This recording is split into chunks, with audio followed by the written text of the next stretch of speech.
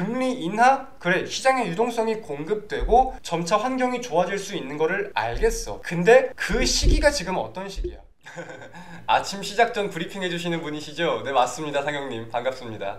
이제 새해라서 새해 인사도 드릴 겸 제가 오늘 이렇게 좀 인사를 드리게 되었어요. 근데 저는 좀 눈에 지금 보이는 건 하나 있거든요. 지금 보시면은 매출액 같은 경우는 3분기 대비 4분기가 더 줄었지만 영업이익은 3분기 대비 4분기가 더 올라갔어요. 전체적으로 판매한 금액은 줄어들었지만 해당 제품으로서의 기업의 수익성은 늘어났다. 우리가 이런 식으로도 해석을 할 수 있는 거거든요. 이거는 그럼 우리가 어떻게 해석을 해야 될까요? 판매하고 있는 제품군들에 대해서 수익성이 점차 좋아지고 있구나라고 해석을 할 수 있는 부분들이 있을 것 같고, 당연히 감산에 따른 메모리의 가격 반등이 좀 작용되지 않았나라고 생각을 합니다. 실제로 11월 대비 12월만 본다 하더라도 D램과 낸드 가격들이 좀 올라가는 게 확인이 되었었고, 이제 AI와 관련돼 가지고 점차 고부가 가치 사업을 벌이고 있다 보니까 거기에 대해서 2024년도 메모리 시장의 반등에 따른 수혜도 예상이 되지만 고부가 가치에 따른 기업의 수익성도 하나의 포인트로 자리 잡는 게 중요하지 않을까라고 생각을 하고 있어요.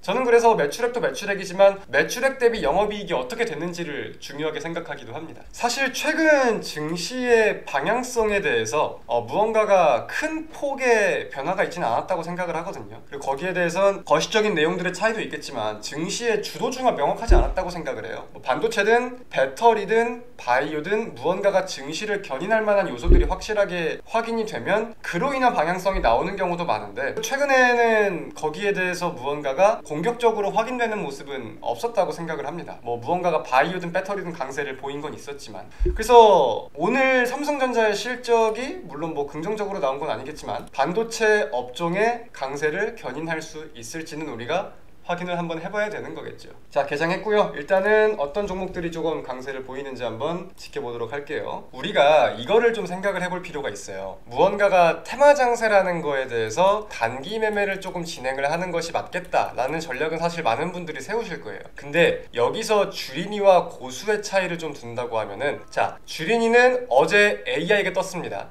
그러면은 AI 관련된 걸로 자금들을 다 이동시켜요. 수급 막 움직이고 AI 급등한 거 보고, 그리고 물리겠죠. 그리고 다음 날에는 AI가 아니라 자율주행이든 로봇이든 다른 게 갑니다. 그럼 AI 끝났다, 오늘은 이거네. 그럼 여기 있던 거 손절치고 다 일로 옮깁니다. 근데 이것도 뜨고 나서 보는 거니까 또 늦겠죠. 또 놓치겠죠. 그리고 다음 날 또 뭐가 있을까? 반도체. 이날은 반도체네. 나 반도체 없는데, 여기 다 들어가 있는데, 또 수급을 옮깁니다. 하지만 확인하고 난 후에 또 늦죠. 보통 이런 식으로 단기 매매에서 물리시는 주린이 분들이 굉장히 많으신 것 같아요. 근데 오히려 이제 시장에 대해서 어느 정도 조금 판단을 하시고 견문이 있으신 분들은 반대라고 생각을 해요. 이게 가던 나는 내가 생각하는 거에 대해서 묻어두고 기다리는 거야. 어차피 순환매니까 이렇게 순서가 갈 수도 있고, 이게 먼저 가고 이게 두 번째로 갈 수도 있어. 그래서 이 순환매에 대해서 종목들을 깔아두고 갭상승이 나오고 강세를 보이면은 점점 분할 매도를 하는 거지, 당일 수급이 이동하는 거에 대해서 모든 걸 따라다니지는 못한다고 생각을 해야 돼요. 물론 우리가 개장 직후에 갭상승을 보고 거래량을 보고 3%, 5%를 먹기 위해서 당연히 당일 장세에 따른 단타를 칠 수가 있죠. 근데 제가 드리는 말씀은 이 단타에 대한 내용이 아니라 우리가 자금을 이동하는 걸 따져봤을 때 주린이 분들은 수급이 움직이는 거에 따라서 내 자금도 한없이 둥둥둥둥 다 너무너무 크게 움직인단 말이야. 근데 이게 리스크가 너무나 크단 말이야. 이거를 좀 말씀을 드리고 싶은 거예요. 이해가 좀 되세요? 그래서 그게 뭐가 됐든 내가 지금 가지고 있는 게 상승하지 않는다고 해서 이거를 너무 마음 조려할 필요 없다. 너무 화낼 필요도 없고 너무 낙담할 필요도 없다. 왜? 차례는 하나하나 오고 있는 거니까. 그죠? 그래서 매매를 하실 때, 전략을 세우실 때 좀 차분한 마음으로 무언가가 주식시장에 좀 임하셨으면 좋겠다는 말씀을 드리고 싶었어요.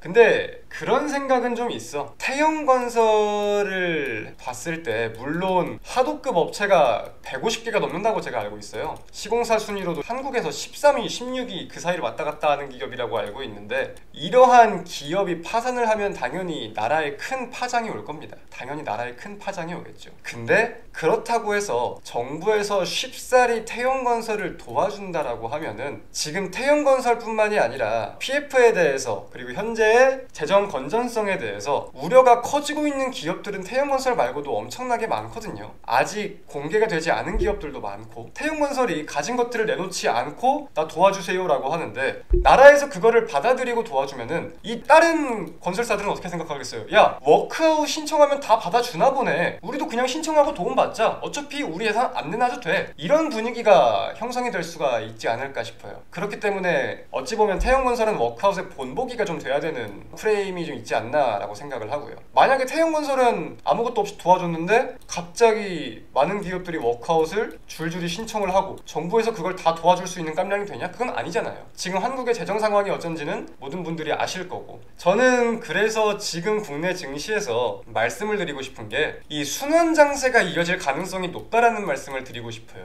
순환매, 테마의 순환매라고 우리가 칭할 수 있겠죠.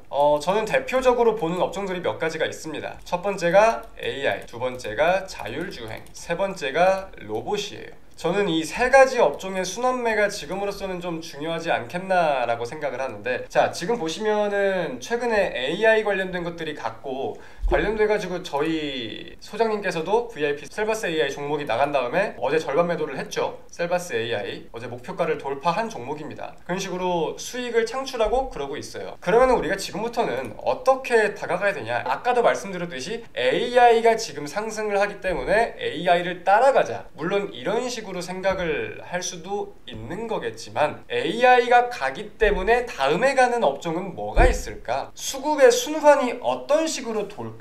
이렇게 좀 이해를 해야 된다고 생각을 하거든요. 순탄치 않은 길이네요, 2차전지 관련주들은. 2차전지가 막 엄청나게 강세를 보이다가 최근에는 그만한 강세를 못 보였기 때문에 그렇게 생각을 하실 수도 있는데, 사실 우리가 주식시장에서 모든 업종들을 바라봤을 때 순탄한 길을 걷고 있는 종목들은 없어요. 반도체도 이제서야 뭐 장밋빛 기사들이 많이 나오고 있지만, 지금 장밋빛 기사가 나오기 전에 2023년, 2022년 얼마나 많은 악재가 쏟아졌습니까? 뭐 영업이익 전년 동기 대비 90% 넘게 하락하고, 감산밖에 답이 없다, 메모리 가격이 계속해서 떨어진다, 서버 수요가 최저다, 우리 이런 기사들 얼마나 많이 접했어요. 그리고 나서 이제 다시 정상치만큼 회복했다, 그 이상 올라온다가 아니라 이제 나오는 게 다시 회복하려고 한다 정도잖아요. 순탄한 업종은 없어요. 가뜩이나 성장세를 보이는 업종이라면. 우리 배터리만 해도 봐봐요. 2020년, 2021년 뭐 그때 보면은, 그때까지만 해도 사실 배터리가 된다 안 된다 이런 찬반이 오갔었고, 배터리에는 불이 많이 난데, 배터리는 불 나면 무조건 죽는데, 이런 것 때문에 하한가가고 했던 게 엊그제 같은 시간들이에요. 근데 지금 생각하면은 사실 배터리의 안전성에 대해서나 배터리가 된다 안 된다로 주식시장에서 큰 영향을 끼치지 못하잖아요. 이제는 오히려 어차피 성장할 거라는 걸 알기 때문에 이 성장률에 대해서 상승이 되고 하락하고 이 판가름이 나는 거지, 성장한다 죽는다에 대한 시대는 끝났다고 생각을 하거든요. 어느 정도 가시화되는 게 보여지고 있으니까. 그죠? 저는 그렇게 좀 생각을 해요. 여기에 대해 투자 가치를 찾느냐, 오래 걸릴 것 같으니까 난 딴 거 하겠다 하냐, 이거에 대해서는 사람마다 의견 차이가 생기는 거겠죠. 이제 상반기의 주요 일정이라고 하면은 아까 말씀드린 CES에 대해서 우리가 생각을 해볼 수가 있겠고, 그리고 2024는 당연히 또 FOMC에 대해서도 꾸준히 주목이 되고 있는 상황이겠죠. FOMC는 좀 어떨 거라고 생각을 하세요? 이제 금리 인하에 대해서 초점이 많이 맞춰지고 있는 것 같은데, 여러분들이 생각을 하시기에도 당장 다음 FOMC에서 금리를 인하할 수 있을 거라고 생각을 하세요? 대부분 많은 분들이 동결이라고 생각을 하시네요. 그래서 우리가 이제 많은 분들이 무조건 빨리 금리가 인하됐으면 좋겠다, 무조건 금리 인하가 많이 됐으면 좋겠다 라고 생각을 하시는 분들이 계시는데, 이거는 좀 다른 방향성들도 생각을 해봐야 됩니다. 자, 금리를 인하를 시킨다는 거에 대해서 당연히 많은 분들이 알고 계시다시피, 첫 번째는 인플레가 잡히니까, 인플레가 둔화되니까 라고 생각을 하실 수가 있을 거예요. 인플레가 둔화되니까. 자, 근데 인플레가 둔화된다는 건 뭐예요? 무언가가 물건들에 대한 수요가 떨어진다는 거고, 사람들이 돈을 안 쓴다는 거고, 이거는 경기가 둔화되고 있다는 것을 의미하기도 합니다. 그러면은 마찬가지로 경기가 둔화되는 내용까지 우리는 함께 생각을 해야 돼요. 자, 2023년에는 무조건적으로 금리 인상을 막아야 된다라는 분위기를 가지고 경제 지표가 안 좋게 나오고 경기가 둔화되는 모습을 보이면 호재로서 반영을 했어요. 저는 근데 이런 분위기가 2024년에는 조금씩 바뀔 거라고 생각하는 부분들도 있거든요. 왜? 금리 인하? 그래, 시장의 유동성이 공급되고 점차 환경이 좋아질 수 있는 거를 알겠어. 근데 그 시기가 지금 어떤 시기야? 기업들의 파산 신청 건수가 점차 증가하는 게 두 눈으로 확인이 되고 있는 시기잖아요. 그렇기 때문에 기업들의 실적에 영향을 미칠 수 있는 요소에 대해서는 더욱더 주식시장에서도 부각이 될 수가 있을 거고, 당연히 기업들의 실적에 대해서도 부각이 될 수 있다는 거죠. 23년에는 실적보다 기대감에 대해서 큰 모멘텀을 가졌다면은 24년도 마찬가지예요. 마찬가지로 기대감에 대한 건 유지가 될 겁니다. 근데 우리가 이 비중을 좀 따져봤을 때 실적에 대한 비중도 분명히 더욱 올라갈 수밖에 없지 않을까라고 생각하는 부분들이 있다는 거예요. 무조건적인 기대감이 아니라 실적으로 보여주기에 이러한 상황에서도 이런 전략을 강구해내서 실적이 버텨주는 것을 봤고, 거기에 플러스 업황에 대한 기대감으로서 점차 시장이 커진다거나 아니면은 독보적인 입지를 유지할 수 있는 무언가가 있다거나 그런 식으로 기대감이 커질 수는 있는 거지, 보여지는 게 그래서 더 중요하다. 이 포인트를 조금 이해를 하시면은 좋을 것 같아요. 저는 결국 차트는 지지와 저항이 전부라고 생각을 하거든요. 뭐 추세에 대해서도 볼 수 있고, 뭐 피보나치에 대해서도 볼 수 있고, 이동평균선을 볼 수도 있고, 다양한 내용들이 있지만 결국은 저는 차트는 지지와 저항의 연속이라고 생각을 해요. 제가 조금 좋아하는 차트는 우리가 기술적 단기적으로 봤을 때,